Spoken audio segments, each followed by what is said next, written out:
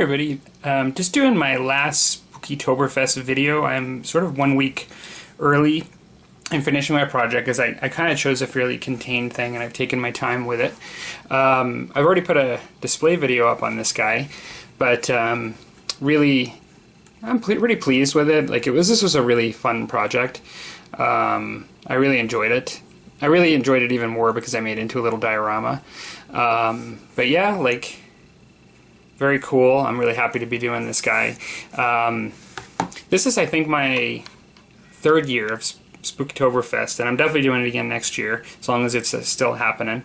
I actually, just as I finished this guy, I had purchased this model. I said a year. It was about 2 years ago, and it was right before I entered the Creature Caster Kickstarter, which is the only Kickstarter I've ever participated in. It's notoriously known as being behind. However, my model has just been shipped, and it was a Slaanesh demon sort of this sort of I guess size and just sort of scale. And so I don't know, I might end up doing that one next year.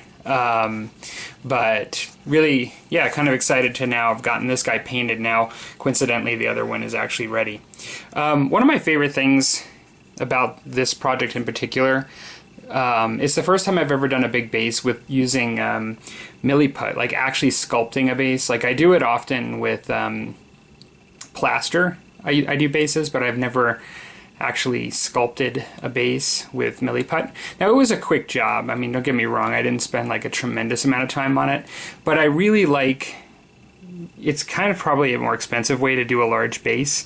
I had an old couple of sticks of it, and they were kind of difficult. I had to knead them quite a bit and just add some moisture to get them to work. But I'll be honest, I'm really, really pleased with the way the texture is of using that putty. So that was a bit of a side benefit. I really like the way the base looks. I mean, it's fairly simple. I also use some AK Interactive water effects, and I add some black paint to it to create some puddles and sort of black grime. Initially I was thinking lava, but that effect is done quite often, and I just honestly wasn't feeling it when I thought about it. I just decided to just go with something like this that just added a little bit of sparkle and contrast to the eye, but wasn't overpowering in the design. Yeah, so that's really all I have to say about it. Quite happy with how it worked out, and I will now answer the question of the week for Spookeytoberfest, and that is, what is your favorite movie as far as horror movie that scares you? Now, I distinctly remember this question from last year, because my example from last year for a horror movie that I really liked, found scary, thought it was cool, was the original Fog. So I can't use that one this year. So I'm going to go with a really different kind of movie, and what I'll do is actually give two, only because I like them both a lot for the very same reasons. They both, in some ways, they're many decades apart, the movies, but they remind me a lot of each other and kind of what they achieve and the basis for them. And so the one that first came to mind was Richard Gere's movie, The Mothman Prophecies. Now, I really like the movie. It is supposed to be based on a real experience that happened in West Virginia, and sightings of this being that are supposedly happened in real life, that many people believe in the Mothman as a supernatural entity.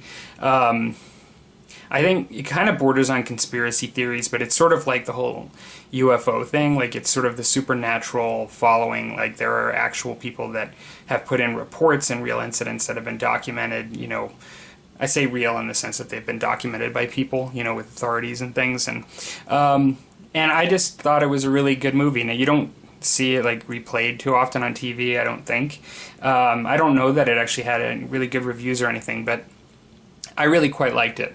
I thought, and the fact that it was based on a true story, I think adds a little bit of terror to it too, because it's some people actually believe this stuff actually happened and stuff. And so for the same reason, and perhaps this one I should have said first because I think it actually epitomizes this concept of like based on a true story horror movies, is Communion, which is a movie that came out in the 80s, I believe, maybe late 70s, but I think it was the 80s.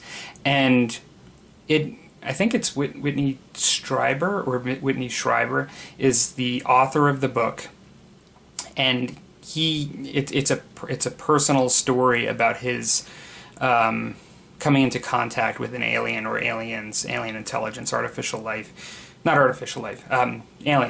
So, and the movie was actually quite scary, like as a kid, like when I saw it, because they make it pretty clear, that this is supposed to be based on a true story. So it adds a bit of terror to it when, like, you think about it that way. Not that, like, I don't think that the genre of aliens and this sense is meant to always be terrifying. I think it's just partly because of the unknown aspect it kind of is.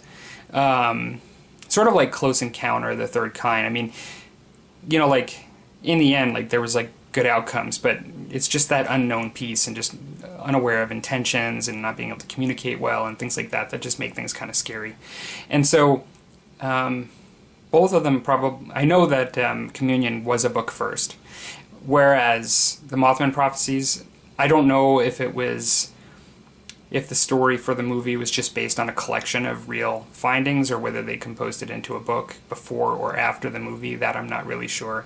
But yeah, I think after going with the retro horror movie first of The Fog, this year I'm going to go with these based on a true story horror movies that I thought were actually a bit scary and done pretty well. Like, I haven't seen Communion in many years, so I don't know if it stood the test of time as far as movies go. I'd have to rewatch it. But Mothman Prophecies, like, it's even for me, it's kind of rewatchable, even though you like know it at that point after you've seen it. So, all right.